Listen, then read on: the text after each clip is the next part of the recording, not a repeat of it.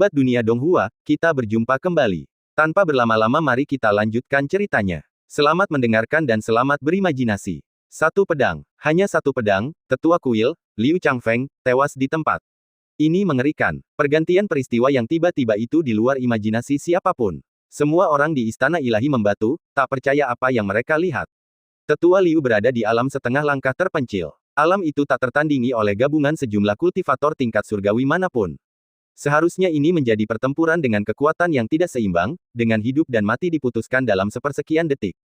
Tetapi mereka tidak pernah menyangka hasilnya akan terbalik drastis. Pertempuran itu memang cepat, namun Tetua Liu langsung dikalahkan oleh satu serangan pedang. Perbedaannya bahkan lebih besar dari yang mereka perkirakan. Orang ini jelas bukan kultivator tingkat surgawi, tetapi makhluk di atas alam setengah langkah terpencil. Meskipun kultivasinya tangguh, baru mengungkapkannya sekarang membuat kelicikannya semakin mengerikan. Manuver berpura-pura menjadi babi dan menangkap harimau ini benar-benar kejam. Kali ini, mereka benar-benar terbentur tembok. Tak terbayangkan sosok sekuat itu akan muncul di pinggiran tanah suci. Ini, apa yang harus mereka lakukan? Istana suci dan yang lainnya bukanlah orang biasa. Bahkan ketika dihadapkan dengan sesuatu yang di luar imajinasi mereka, mereka segera menyadari inti permasalahannya. Mereka saling menatap, menolak untuk berbicara, hati mereka dipenuhi keterkejutan dan kepanikan. Tiba-tiba, mereka merasakan ketidakberdayaan seperti semut, angin dingin berhembus dari punggung mereka. Sebuah lubang yang dalam di tanah. Beberapa biksu yang berhasil selamat juga terbelalak lebar saat ini. Tetua Sekte Shinto, yang sudah menghembuskan napas terakhirnya setelah meminum ramuan itu, perlahan-lahan memulihkan lukanya ketika tiba-tiba ia melihat pemandangan yang mengerikan. Matanya terbelalak ketakutan. Dengan gemetar, ia tiba-tiba berdiri. Ini bukan keajaiban medis. Itu hanya karena apa yang dilihatnya terlalu mengerikan. Ribuan tahun pengalaman dan perspektif hancur oleh keterkejutan pemandangan ini. Seorang tetua bermartabat dari Istana Suci langsung terbunuh oleh satu tebasan pedang. Ya ampun, sosok legendaris itu telah mencapai alam setengah langkah desolate yang jarang terlihat. Namun, sosok bak dewa ini tak lebih dari seekor ayam dan seekor anjing tembikar di hadapan senior Yi. Menatap kosong ke arah tubuh yang jatuh, pikirannya menjadi kosong. Tenggorokannya terasa berat untuk waktu yang lama sebelum ia hanya bisa mengeluarkan kutukan. Senior Yi terlalu ganas. Ilmu pedang dan tingkat kultivasi yang mengerikan ini telah benar-benar menghancurkan pandangan dunianya. Sungguh sulit membayangkan alam apa yang telah dicapai senior ini untuk menghancurkan para tetua Istana Ilahi. Jika berita tentang pertempuran yang begitu dahsyat menyebar, seluruh tanah ilahi pasti akan gemetar. Tak heran, ketika senior itu mendengar nama Istana Ilahi, ia sama sekali tidak menunjukkan rasa takut, bahkan berani menahan putra tetua itu.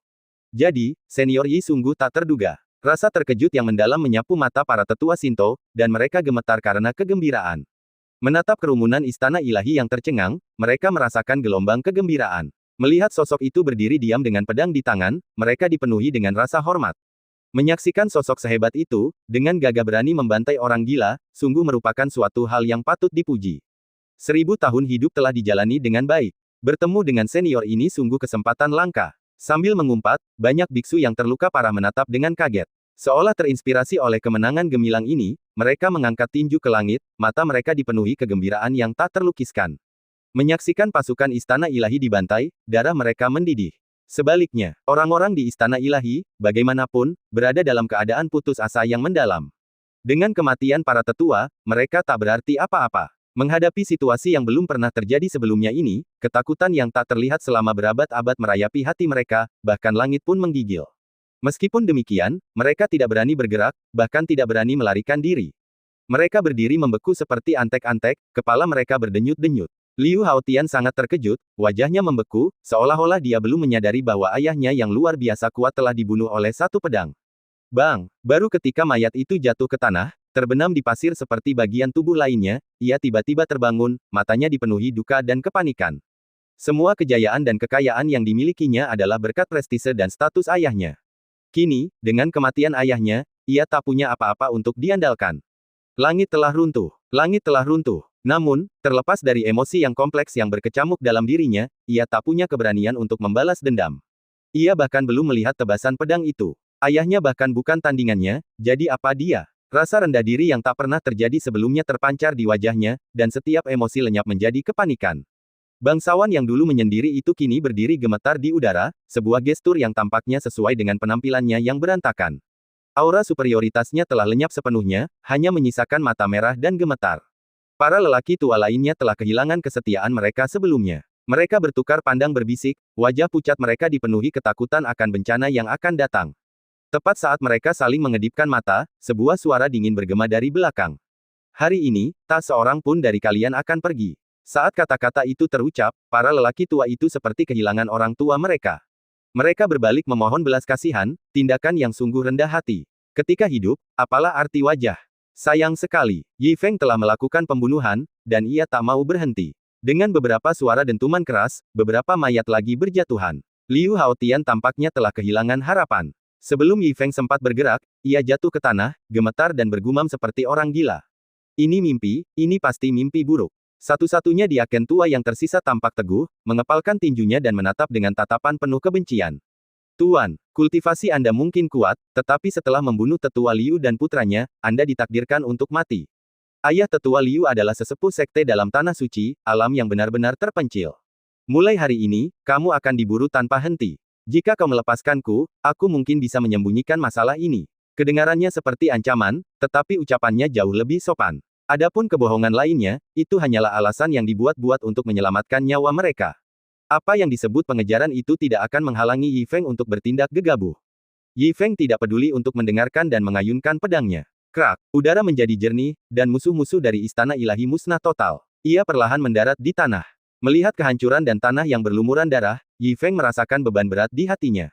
Pengalaman yang diperolehnya kini tak berarti lagi. Para tetua Shinto dan beberapa orang yang selamat, bagaimanapun, berjalan terlatih-tatih dengan penuh semangat. Meskipun mereka terluka parah, wajah mereka dipenuhi rasa hormat dan kegembiraan.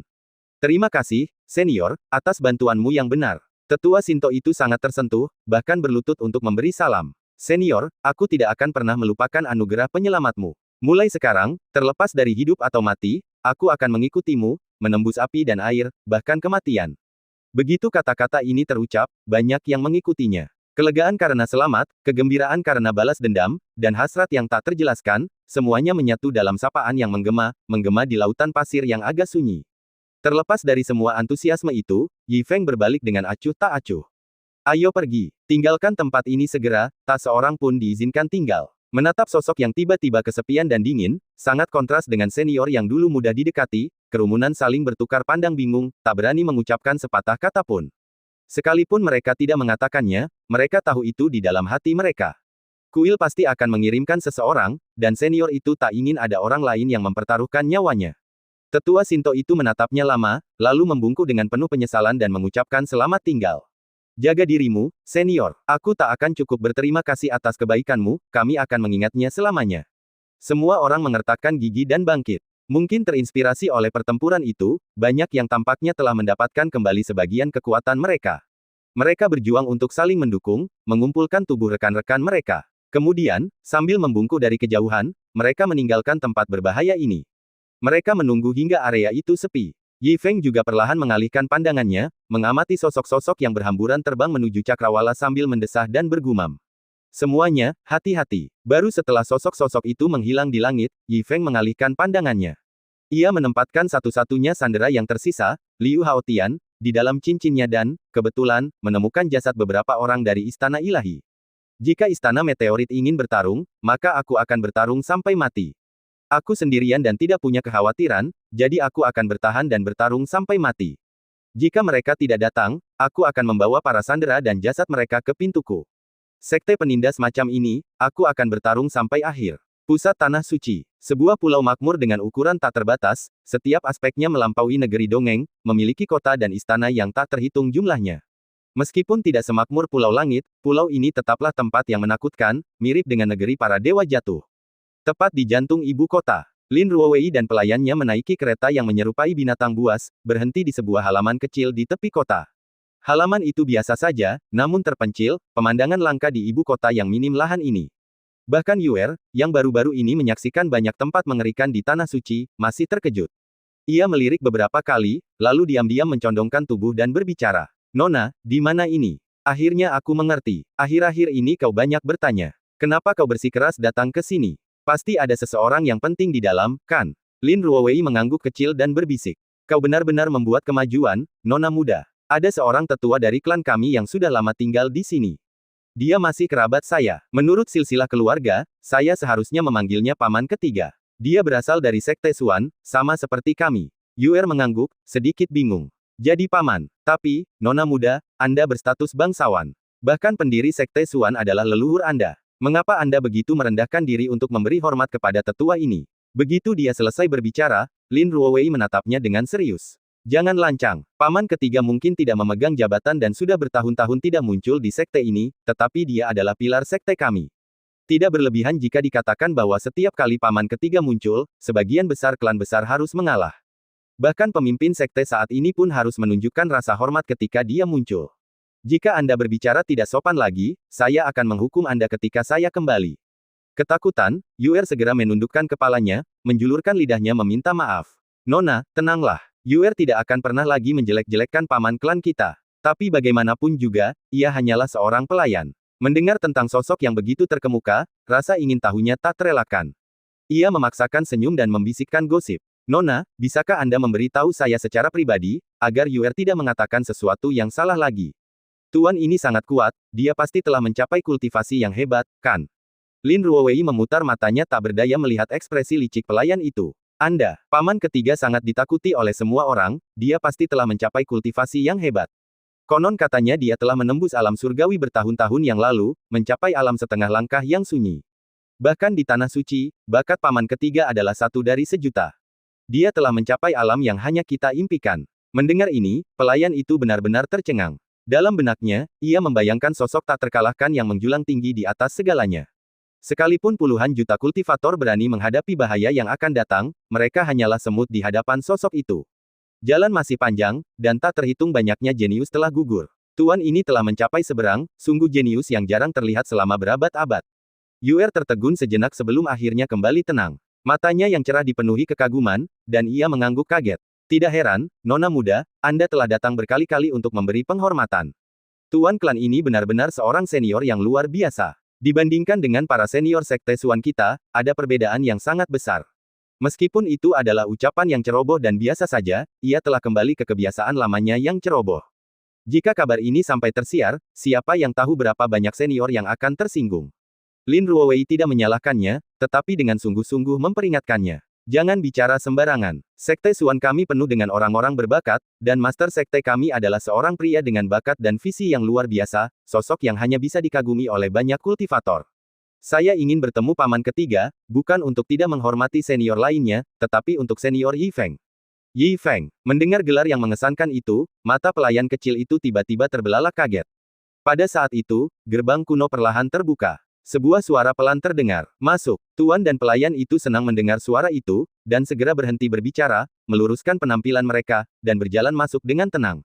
Ketika mereka melewati petak bunga di halaman dan berjalan ke pohon kuno di halaman belakang, mereka melihat seorang paman sedang mengutak-atik bunga dan tanaman.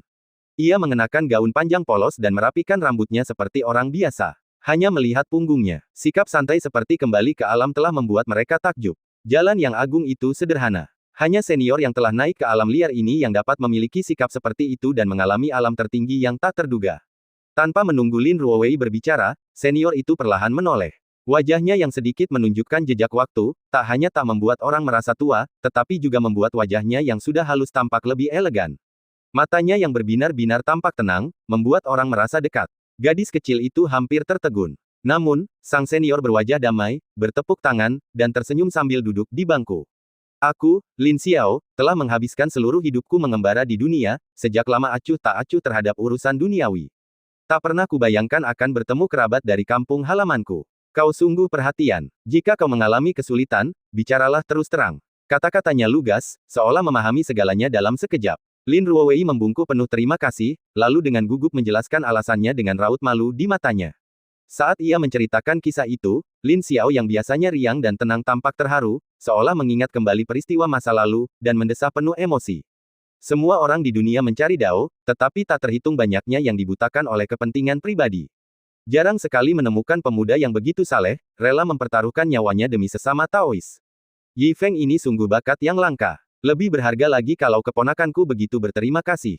Baiklah, aku akan menemanimu. Mendengar pernyataan tegas ini, Lin Ruowei terkejut sekaligus senang.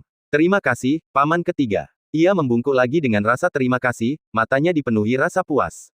Ia bisa membalas kebaikan senior Yi Feng tanpa mempermalukan paman ketiganya. Hasil terbaik dari kedua dunia ini sungguh sempurna. Namun, memikirkan tentang menghadapi pengawal naga hitam, ia masih merasa sedikit khawatir. Baru-baru ini, ia mengetahui bahwa, meskipun pengawal naga hitam berada di pinggiran, mereka juga merupakan kekuatan yang tangguh. Yao Qianji bahkan lebih licik, telah bercokol di tanah suci selama ribuan tahun.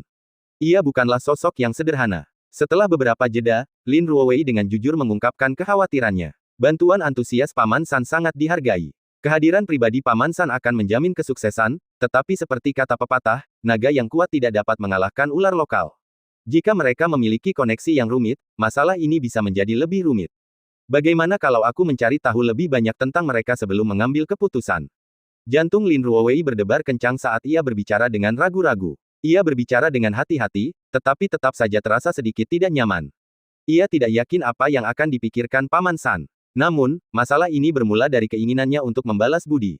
Dibatasi oleh hati nuraninya, meskipun itu berarti menyinggung Paman San, ia harus menjelaskan kelebihan dan kekurangannya. Sementara Lin Ruowei menunggu, Lin Xiao tertawa, matanya dipenuhi kekaguman yang lebih besar. Haha, memang, keponakanku adalah bakat yang menjanjikan.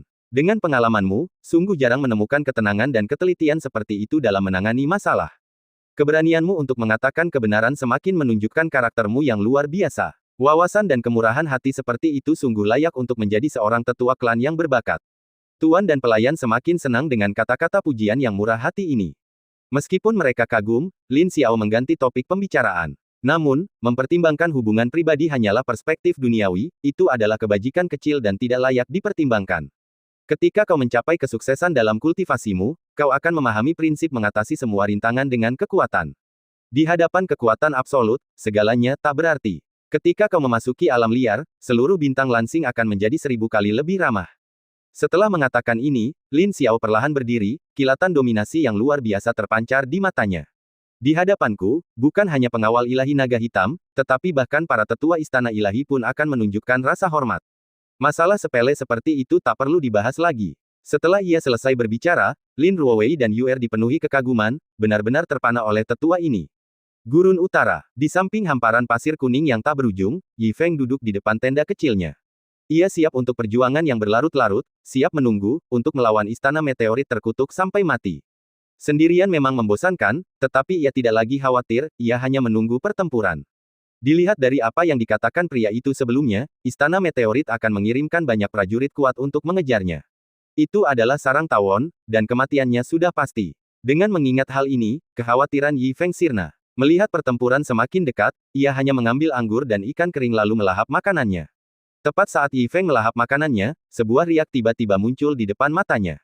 Mata Yi Feng berbinar, dan ia segera menyimpan makanan dan minumannya, siap bertarung. Tanpa diduga, wanita yang melangkah keluar tampak familiar, membuatnya tertegun. Lin Ruowei, begitu muncul, melihat Yi Feng duduk sendirian di atas pasir. Ia segera mendekat dengan ekspresi terkejut, membungkuk dengan ekspresi penuh emosi. Senior Yi, apa kabar? Ia mengamati lebih dekat. Yi Feng kemudian teringat bahwa gadis inilah yang melambai padanya di tambang. Meskipun bukan dari istana ilahi, kegembiraannya sia-sia, tetapi bertemu seseorang yang familiar di lautan pasir yang luas ini sungguh merupakan kejutan yang menyenangkan. Gaun elegan gadis itu menunjukkan bahwa ia baik-baik saja, yang membuatnya semakin nyaman. Yi Feng mengangguk. Jadi itu kau. Sepertinya kau baik-baik saja. Kenapa kau kembali ke tempat kumuh ini lagi? Lin Ruowei menjawab sambil tersenyum, menjelaskan semuanya dengan jujur. Senior, kau bercanda. Aku berterima kasih atas bantuanmu hari itu. Aku mengkhawatirkanmu dan pengawal naga hitam, jadi aku kembali ke sini. Aku bersedia mendampingimu dalam suka dan duka. Setelah itu, Lin Ruowei segera minggir. Senior, ini paman ketiga saya. Dengan dia di sini, kita tidak perlu takut lagi pada pengawal naga hitam. Ia menatap sosok yang telah minggir. Sosok berjubah panjang mendekat, tangannya di belakang punggung. Dengan wajah seputih giok, janggut panjang, alis setajam pedang, dan mata yang cerah, ia sungguh pria yang tampan, seorang veteran yang cerdas. Yi Feng akhirnya mengerti. Ternyata gadis ini mengkhawatirkan dirinya sendiri dan mengundang bala bantuan yang kuat dari jauh. Sungguh orang yang baik. Saat ia memikirkannya, pendatang baru itu sudah berdiri di depannya. Setelah mengamatinya dengan tenang selama beberapa tarikan napas, paman tampan itu menunjukkan tatapan kagum dan mengangguk kecil. Lumayan, lumayan. Tidak ada jejak kultivasimu di tubuhmu, pedang beratmu tak tajam, dan keahlianmu yang hebat tidak rumit. Sebagai seorang kultivator asing, kau dapat membantu di saat krisis. Kultivasi dan karaktermu luar biasa. Kau benar-benar pemuda yang patut ditakuti. Anak muda, kau bisa membantu keponakanku. Kau ditakdirkan untuk memiliki keberuntungan dan masa depan yang cerah. Menghadapi pujian yang tiba-tiba itu, Yi Feng tidak berminat untuk memperhatikan. Banyak orang mati karena tindakannya. Apa yang bisa dipuji? Tapi apa yang bisa ia lakukan? Pendatang baru itu memiliki sikap yang baik dan merupakan paman temannya. Lagi pula, ia dianggap sebagai tetua. Ia hanya bisa mengepalkan tinjunya dengan taktis dan mengucapkan beberapa patah kata sopan. Saat mereka berdua bertukar sapa, Lin Ruowei menyadari bahwa lingkungan di sekitarnya telah berubah drastis. Bekas tambang telah hilang, dan tidak ada kultivator lain yang terlihat di sekitar. Lautan pasir tampak telah melewati badai, hanya pasir kuning yang menutupi semuanya. Udara masih tercium samar-samar aroma darah. Tiba-tiba, Lin Ruowei menoleh ke belakang dengan gugup. Senior Yi, bagaimana tempat ini bisa menjadi seperti ini hanya dalam beberapa hari? Apakah pengawal naga hitam telah tiba lagi? Senior, kau bertahan sendirian di sini sampai sekarang, pasti ingin melindungi tempat persembunyianmu. Yakinlah, kita sekarang bersatu dalam upaya kita, dan kita tidak perlu khawatir. Dengan paman ketiga di sini, kita tidak akan takut bahkan jika Yao Qianji datang. Mendengar pertanyaan-pertanyaan penuh perhatian ini, Yi Feng merasakan kehangatan di hatinya. Namun, ia bingung dengan kata-kata ini dan tidak tahu harus menjawab apa. Terima kasih. Aku belum pernah melihat Yao Qianji. Mereka hanya menculik seseorang, lalu sesuatu terjadi. Aku membujuk semua orang untuk pergi. Ini bukan masalah serius, tidak perlu khawatir. Gadis ini memang baik hati, dan pria tampan yang disewanya tampak cukup cakap. Namun, Yi Feng juga tahu ia akan terus-menerus dikejar oleh istana ilahi di masa depan dan tidak bisa melibatkan orang lain. Beberapa kata singkat untuk membujuk mereka pergi adalah pilihan terbaik. Namun, Lin Ruowei terus bertanya, apa kau tidak melihat Yao Qianji? Kenapa tambangnya seperti ini? Senior, siapa yang kau culik? Pada titik ini, Yi Feng tiba-tiba teringat ada orang lain di atas ring. Sial, mungkinkah orang itu mati di atas ring? Ia segera mengaktifkan ring dengan pikirannya dan mengeluarkan Liu Haotian. Melihatnya masih tampak linglung, meskipun setidaknya masih bernapas, ia menghela napas lega. Hah, lihat, itu dia. Tanpa diduga bertemu dengan pria yang berantakan ini, Lin Ruowei sama sekali tidak tahu apa-apa dan menatap dengan bingung, tidak dapat memahami mengapa Yi Feng tega menculik pria seperti itu. Bahkan paman ketiganya yang misterius, Lin Xiao, pun bingung pada pandangan pertama. Namun pengalamannya, ditambah rasa ingin tahunya tentang tindakan Yi Feng, membuatnya melirik beberapa kali lagi, dan semakin ia melihat, semakin lebar matanya. Setelah memperhatikan hanya beberapa tarikan napas, pupil mata senior itu tiba-tiba mengecil, dan bahkan tangannya di belakang punggungnya perlahan turun tanpa sadar, seolah-olah ia telah melihat sesuatu yang luar biasa. Sebelum Lin Ruowei sempat melirik beberapa kali lagi, senior itu tiba-tiba menariknya ke samping. Tindakan tiba-tiba itu tak terduga, dan ekspresinya tampak sangat serius. Lin Ruowei begitu cerdas hingga jantungnya berdebar kencang. Paman ketiganya, Lin Xiao, seperti apa dia? Meskipun dia berada di pusat tanah suci, sulit baginya untuk segugup itu. Apa yang terjadi? Semuanya terjadi terlalu tiba-tiba, dan Lin Ruowei hanya bisa bertanya dalam hati tanpa sadar. Paman ketiga, apa yang kau lakukan? Tanya Lin Xiao dengan suara berat tepat ketika ia baru setengah jalan berbicara. Ruowei, kenalanmu ini dalam masalah besar. Mata Lin Ruowei melebar, ekspresinya semakin terkejut. Ini, dengan paman ketiga di sini, kenapa kau begitu gugup? Alis Lin Xiao sedikit berkerut, nadanya semakin serius. Kau tahu siapa yang dia culik?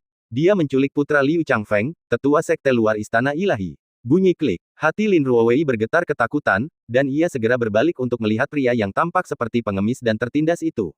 Apa? Putra tetua sekte luar istana ilahi? Bagaimana mungkin? Mendengar ini, senyum di wajah Lin Xiao lenyap. Aku sudah beberapa kali bertemu Liu Changfeng. Dia sangat menyayangi putranya dan selalu membawanya ke acara-acara penting. Aku tidak mungkin salah. Pria ini tak lain adalah putra Liu Changfeng, Liu Haotian. Kata-kata itu, yang hampir terkatup rapat, bergema di telinga Lin Ruowei, dan matanya terbelalak kaget. Menatap tajam pengemis yang terduduk tak jauh darinya, ia tak percaya status pria ini begitu luar biasa, dan terlebih lagi, senior Yi Feng bahkan telah menculiknya. Ya Tuhan, pria ini berasal dari istana ilahi, kekuatan terkuat di tanah ilahi dan bahkan seluruh Lansing.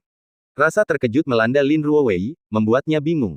Apa yang harus kulakukan? Putus asa, ia menggertakkan gigi dan balas menatap. Paman ketiga, senior Yi Feng begitu baik padaku.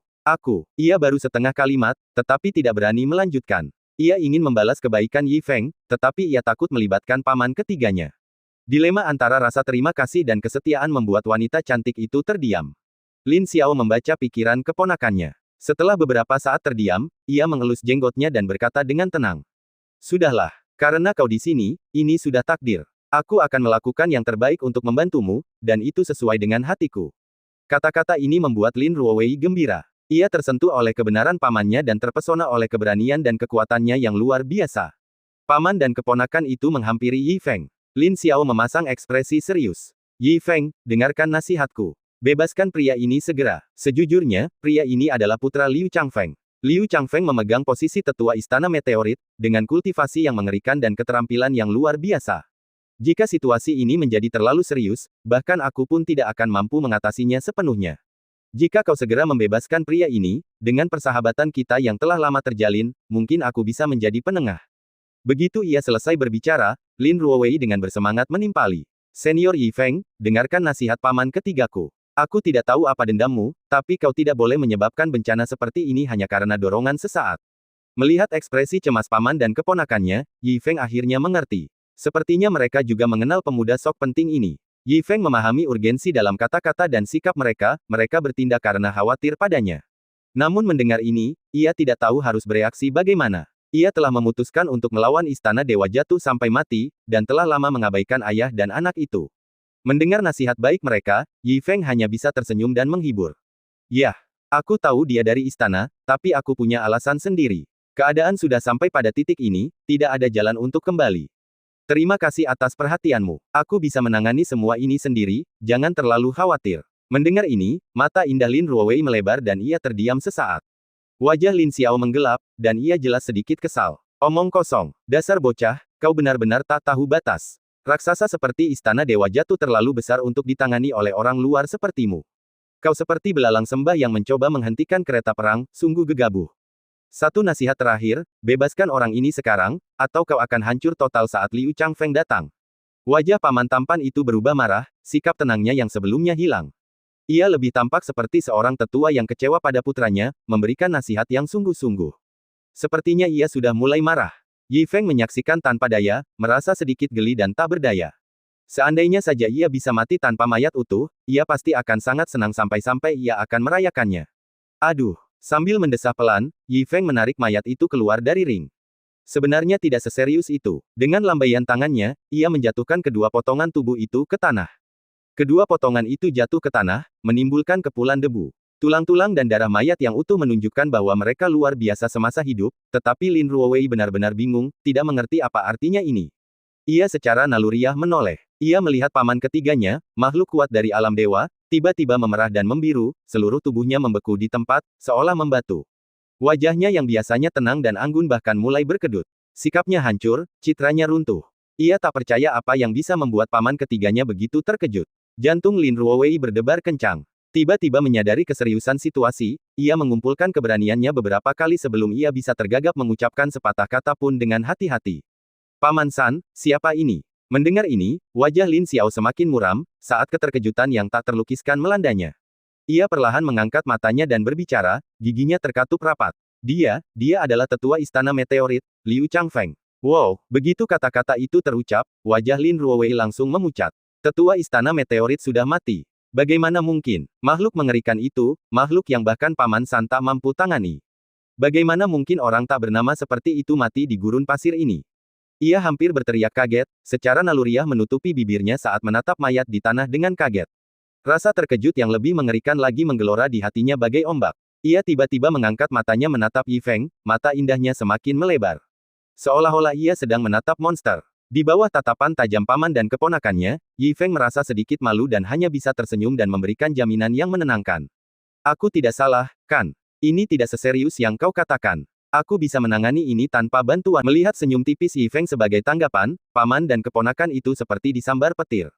Paman tampan Lin Xiao, khususnya, tiba-tiba tercekat, tak mampu mengucapkan sepatah kata pun. Baik amarahnya baru-baru ini maupun bujukan yang telah lama disiapkannya ditelan mentah-mentah. Ia bahkan telah membunuh Liu Changfeng di sini, dan ia tampak begitu santai, seperti sedang meremas ayam sampai mati. Sungguh lelucon. Mereka saling menatap kosong selama beberapa saat, Liu Changfeng tak lagi mampu mempertahankan sikap seniornya. Memikirkan kembali kata-katanya sebelumnya, anak muda itu tangguh, ia merasa sangat malu. Ia praktis bisa menggali villa kecil dengan taman dari kakinya. Sial, aku sudah bicara begitu lama, dan anak muda itu ternyata adalah aku. Ini sungguh memalukan. Sulit dipercaya bahwa seorang kultivator luar bisa memiliki kultivasi seorang kultivator alam terpencil. Selalu ada seseorang yang lebih baik darimu. Puluhan ribu tahun ketenangan dan penguasaan diri hancur saat ini. Lin Xiao segera menenangkan diri, menyadari keterkejutan di wajah keponakannya, Lin Ruowei, dari sudut matanya. Situasinya memang jauh melampaui ekspektasi, tetapi karena ia sudah di sini, ia harus berkontribusi. Jika tidak, reputasinya akan sangat memalukan. Setelah ragu-ragu sejenak, Lin Xiao membungkuk gugup dan berkata, "Yi, rekan Daois Yi. Kultivasimu luar biasa, dan aku sangat mengagumimu. Namun, kekuatan istana meteorit sungguh dahsyat. Masalah ini sama sekali tidak sederhana. Bahkan jika kau bisa dengan mudah membunuh Liu Changfeng, atau bahkan ayahnya, yang berada di Sekte Dalam, bisakah kau mengalahkan seorang Star Lord? Dengan kata lain, sekalipun kau memiliki kultivasi yang luar biasa dan dapat mengalahkan Star Lord terkuat di bintang LAN kita, masalah ini takkan pernah selesai." Ia berniat membujuknya, tetapi ketika berbicara, sikap dan nadanya jelas dipenuhi kekaguman. Aura seorang master dan senior sebelumnya telah lama hilang. Mendengar ini, hati Yi Feng menghangat. Jika kau mengalahkan yang lebih muda, yang lebih tua akan datang. Sekalipun kau mengalahkan yang terkuat, rasanya belum berakhir. Sungguh sarang tawon yang tak terkalahkan. Jadi, ada kemungkinan besar dia akan bunuh diri. Untuk memastikan kebenaran berita itu, Yi Feng menahan kegembiraannya dan melirik.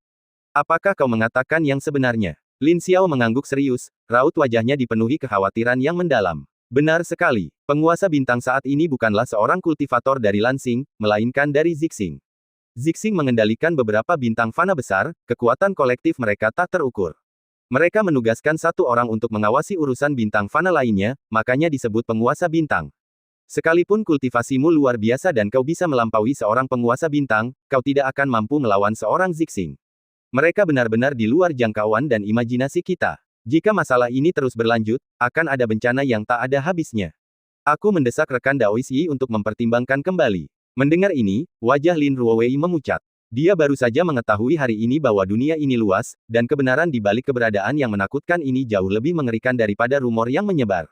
Dia tidak pernah menyangka bahwa bahkan senior Yi Feng, dengan kultivasinya yang mengerikan, tidak dapat melindungi dirinya sendiri.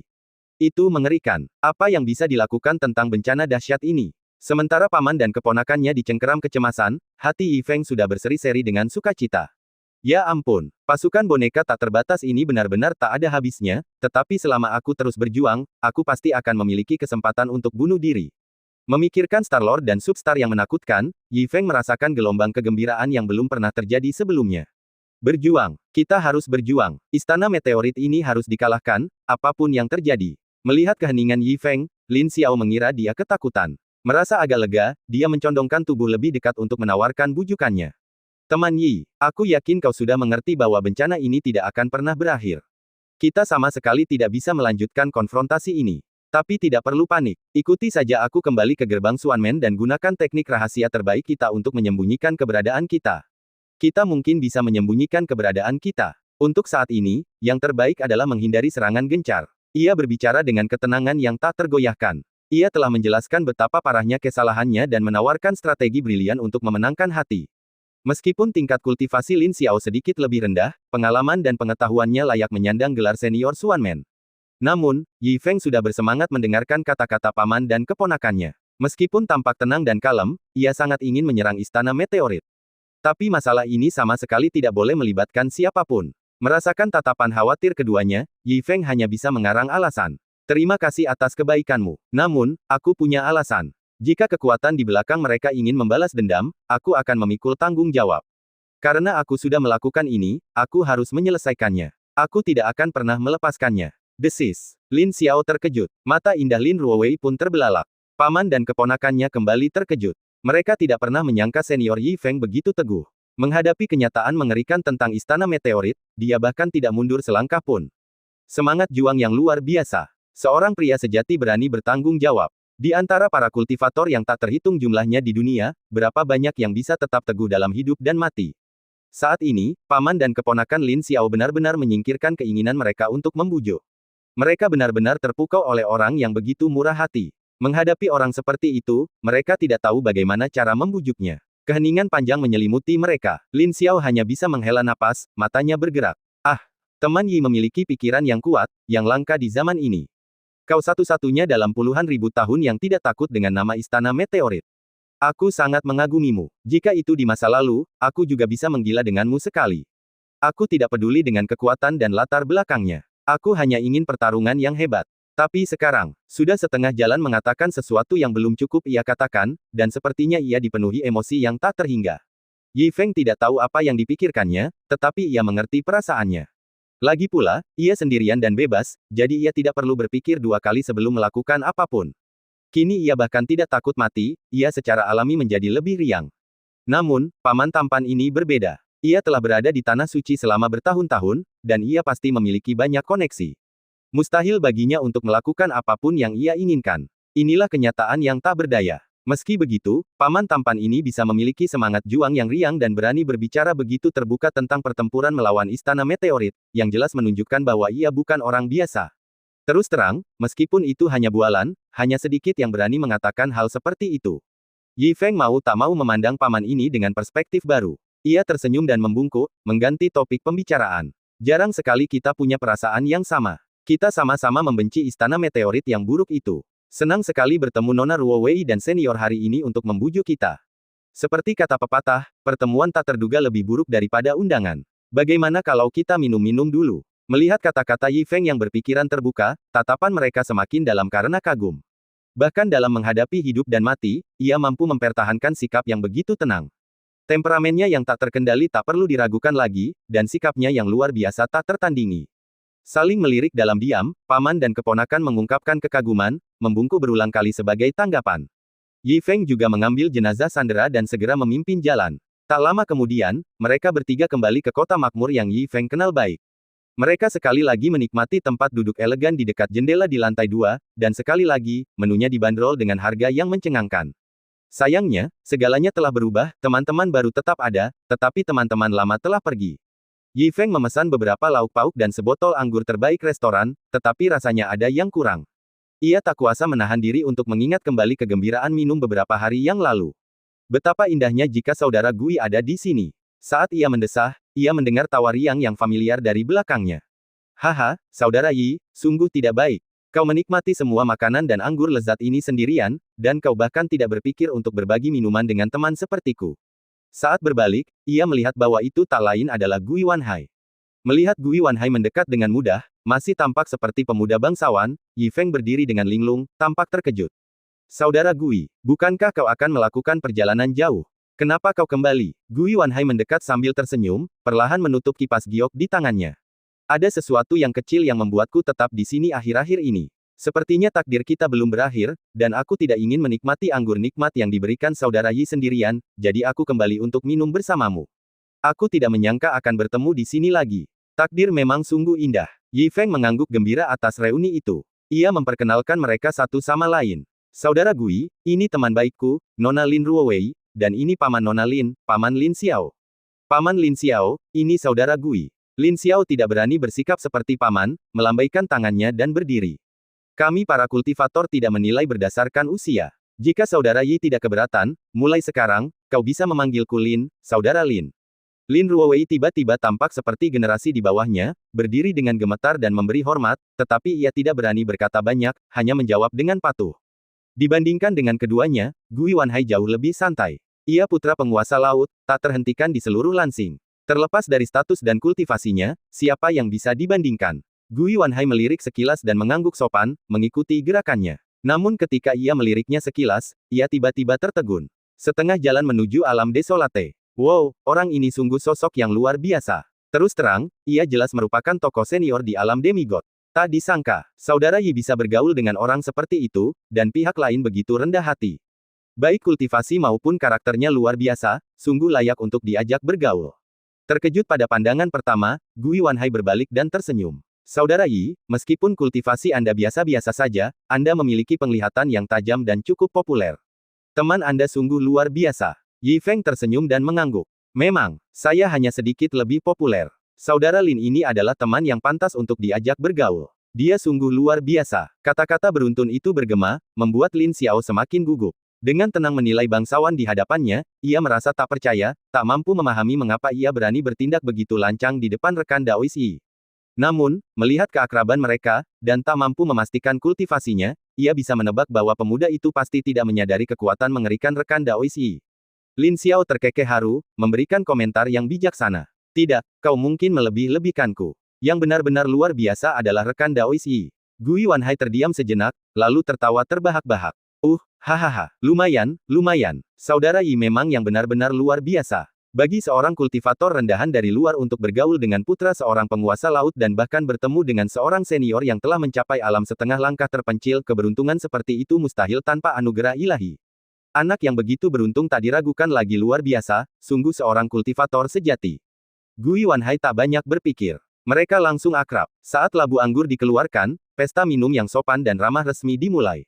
Mereka mengobrol dan membicarakan segalanya, merasa sangat nyaman.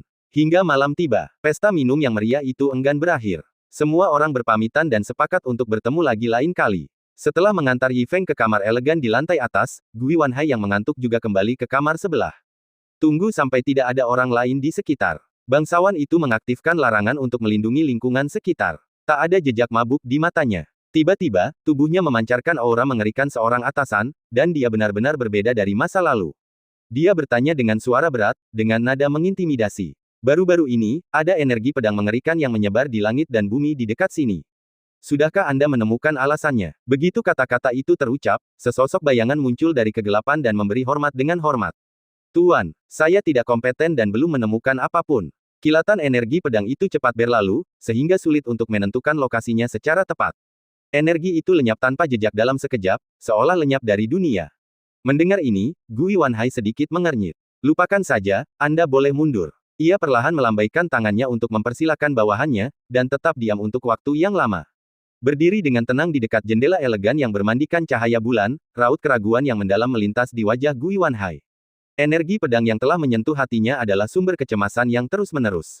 Semakin ia memikirkannya, semakin bingung ia, dan ia tak bisa menahan diri untuk bergumam dan menatap ke kejauhan. Energi pedang itu sungguh mengerikan.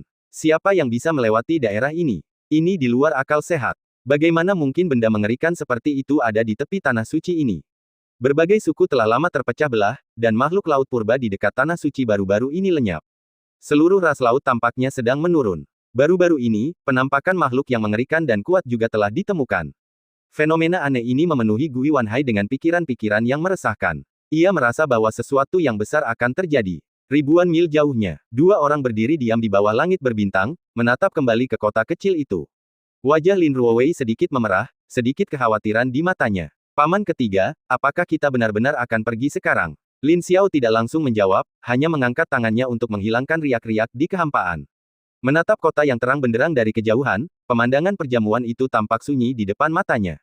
Perasaan naga yang tersembunyi dan harimau yang berjongkok menjadi semakin nyata. Lin Xiao, yang terlahir kembali, tak dapat menahan desahan. Aduh, kita tak lagi berhak mengkhawatirkan rekan Daois Yi. Merupakan suatu kehormatan besar bagi saya untuk bisa memanggilmu rekan Daois Yi dan minum di meja yang sama. Tuan muda itu sungguh tak terduga. Level rekan Daois Yi telah lama melampaui imajinasi kita. Mendengar ini, pelayan kecil itu begitu ketakutan hingga ia terdiam. Lin Ruowei, terkejut, mengepalkan jari-jari gioknya erat-erat, wajahnya dipenuhi kehati-hatian. Ini, paman ketiga, senior Yi Feng berada di alam mana? Mendengar ini, Lin Xiao menatap kota kecil itu dengan ekspresi serius. Dia benar-benar alam yang terpencil, alam tertinggi yang jarang terlihat selama berabad-abad. Bahkan di jantung tanah suci, dia adalah sosok yang sangat berpengaruh. Keberadaan seperti itu berada di luar jangkauan kita, jauh di luar kemampuan kita untuk membujuk. Boom! Suara lembut seperti guntur bergema, dan Lin Ruowei membeku di udara, wajahnya linglung. Dan cerita pun berakhir, nantikan cerita selanjutnya. Terima kasih telah mendengar.